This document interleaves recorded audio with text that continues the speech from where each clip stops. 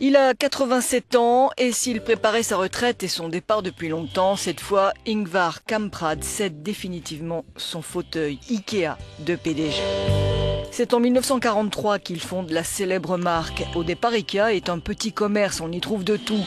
En 1947, Kamprad ajoute au catalogue qu'il a créé pour développer ses ventes des meubles. Le début de l'aventure. En 1953, ouvre le premier magasin uniquement consacré à l'ameublement et selon son propre design. Le concept du kit naît 3 ans plus tard, un succès qui dure depuis 60 ans. À la base, un concept, une philosophie. Vendre ce que la clientèle recherche à un prix défiant toute concurrence. Pour savoir ce que la clientèle recherche, la marque mène des études sociologiques et pour baisser les coûts, elle invente le libre service. Puis les meubles à monter soi-même. Ikea a créé une marque unique, se distinguant de tous ses autres concurrents. Alors que le groupe réalise l'énorme majorité de son chiffre d'affaires en Europe, il s'ouvre au marché asiatique à la fin des années 90. Au total, Ikea, en 2013, c'est 313 magasins dans 38 pays au monde. Mais la marque n'est pas épargnée par les scandales.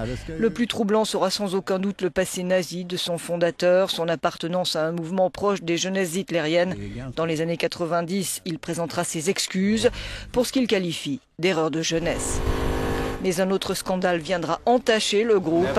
Dans les archives de la Stasi, les services secrets est-allemands, on découvre qu'IKEA a utilisé des prisonniers politiques en Allemagne de l'Est comme travailleurs forcés dans les années 70 et 80.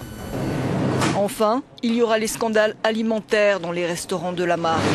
Celui de la viande de cheval, découverte l'an dernier dans des boulettes de viande.